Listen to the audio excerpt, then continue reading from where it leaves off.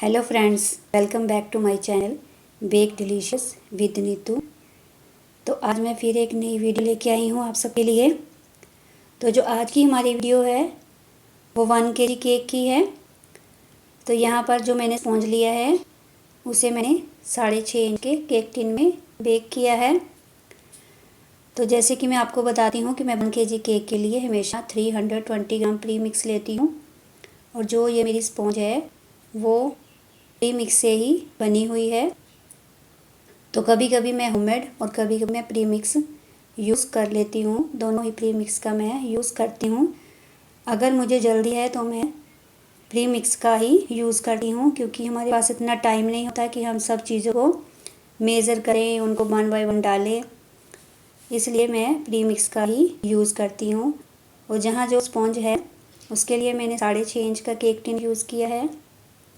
और ये हम मेरे जो ऑर्डर है ये वाला, उसके साथ मुझे पेस्ट्रीज़ के भी ऑर्डर थे, तो वो उसकी वीडियो भी मैं आपसे जल्द ही शेयर करूँगी।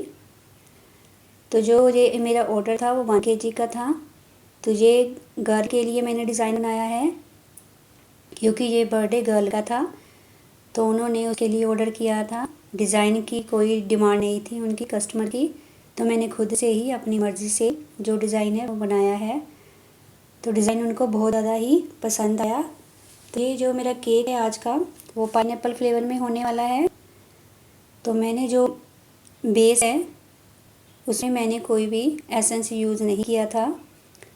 तो मैंने, क्योंकि आपको पता ही है जो हमारे प्रीमिक्स होते हैं वो वनीला फ्लेवर में होते हैं, तो फिर मैंने कोई ज़रूरी नहीं समझा कि मैं उसमें भी एसेंस यूज़ करूं। तो यहाँ पर मैं इसको कट करके इसकी लेयर करती जा रही हूँ। और इसकी सोकिंग के लिए भी मैंने जो है हमारा जो क्रश है वो मैंने उसको वाटर में डिज़ोल्व कर लिया था अच्छी तरह से। उसके बाद ही मैंने इसकी सोकिंग की है। तो यहाँ पर सोकिंग मैं ज़्यादा नहीं कर रही हूँ, क्योंकि जो मेरा केक था वो मैंने दोपहर को ही रेडी कर दिया था। हाँ, उनको शाम को 4 बजे ये चाहिए था। अगर आपको भी एक दिन पहले रेडी करके रखना है तो आपको अच्छे से सोकिंग करनी पड़ेगी स्पॉन्ज की, क्योंकि अगर आप सोकिंग नहीं करेंगे तो जो हमारा केक है उसका स्पॉन्ज है तो वो ड्राई हो जाता है, क्रीम भी ड्राई होती है, और खाने के टाइम जो हमारा स्पॉन्ज है वो केक में सूखा सूखा हमें लगता है गले में हमारे। तो इसीलिए सोकिंग करना ज़रूरी है। तो यहाँ पर मैं सोकिंग कम कर रही हूँ, क्योंकि ये जल्दी से डिलीवर होने वाला था और उसके बाद ये कटने वाला था, इसीलिए मैंने इसकी सोकिंग जो है कम की है। तो यहाँ पर मैं क्रीम के बाद क्रश भी साथ साथ ऐड करते जा रही हूँ। तो जो ये हमारा ऑर्डर था तो कलर की भी कोई डिमांड नहीं थी कि अब मेरे को कौन सा कलर यूज़ करना है क्रीम में, तो मैंने सब ये अपनी ही मर्ज़ी से किया था। यहाँ पर मैं बहुत इजी से डिज़ाइन आप सबके साथ शेयर करने वाली हूँ। तो जो बिगिनर है बड़ी आसानी से ये डिज़ाइन बना सकते हैं। और यहाँ क्रम कोटिंग करके मैंने इसे 15-20 मिनट के लिए इसे रखा था, क्योंकि मुझे पेस्ट्रीज़ भी बनानी थी।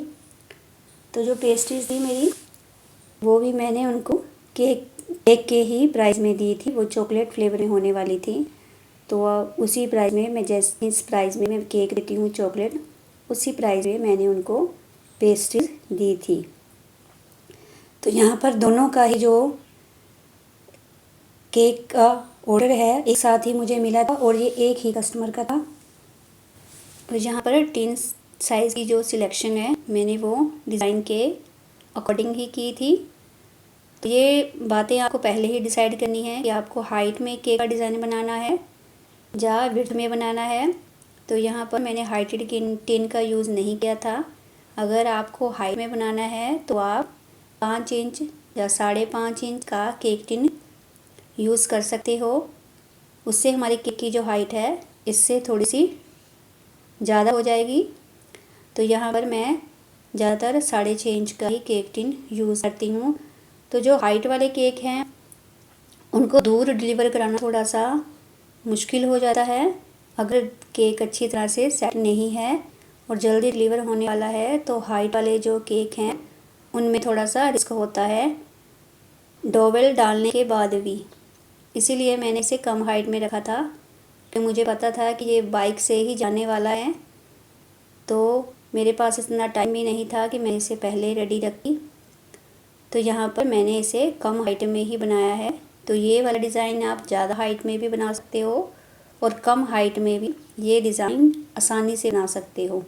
और यहाँ पर मैंने अच्छी तरह से क्रम कोटिंग करने के बाद इस पर वाइट क्रीम से ही सब जगह अच्छी तरह से आइसिंग कर दी है। इसको सब तरह से स्मूथ कर रही हूँ। और यहाँ पर आपको बहुत ध्यान देना है फिनिशिंग का।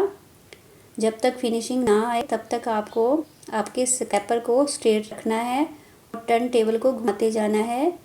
तो बाकी जो हमारा काम है सारा हमारा जो स्क्रैपर है वो अच्छे से कर देता है। तो यहाँ पर आप देख रहे हो मैंने यहाँ पर जो फास्ट फॉरवर्ड नहीं किया है अपनी वीडियो को, इसीलिए कि आप अच्छे से देख पाएँ।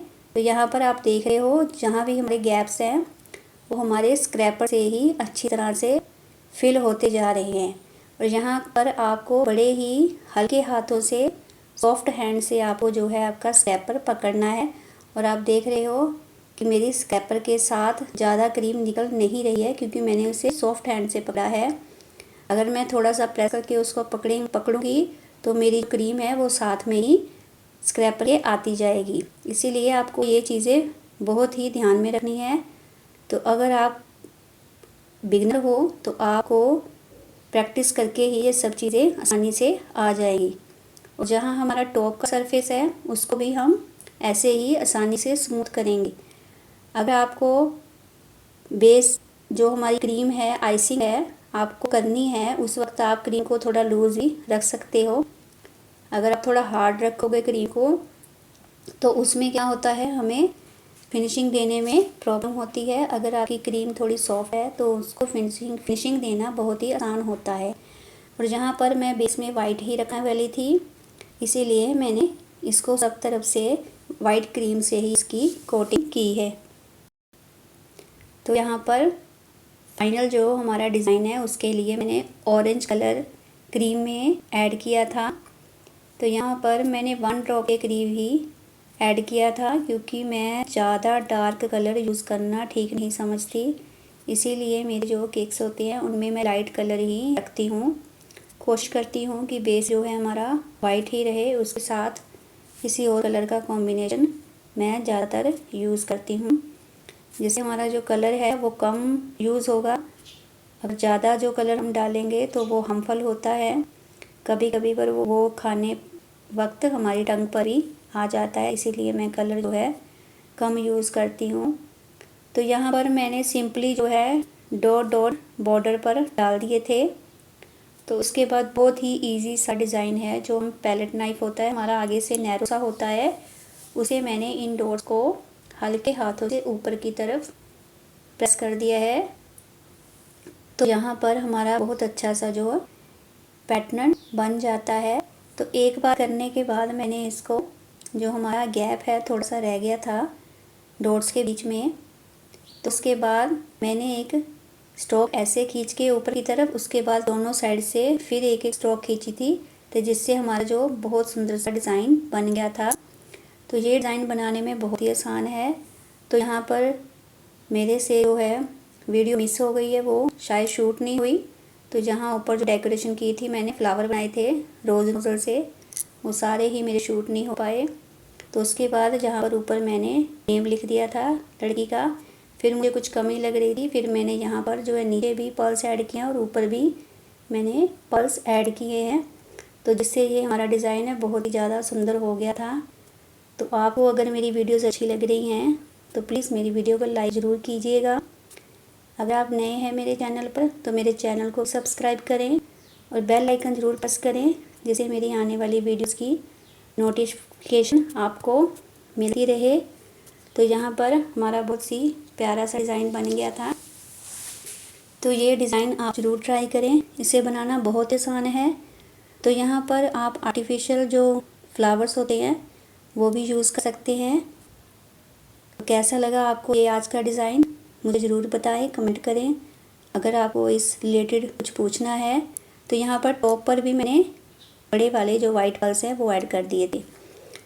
तो उसके बाद हमारा केक का जो लुक है बहुत ही सुंदर हो गया था। तो बहुत ही प्यारा सा डिज़ाइन था ये। Thanks for watching.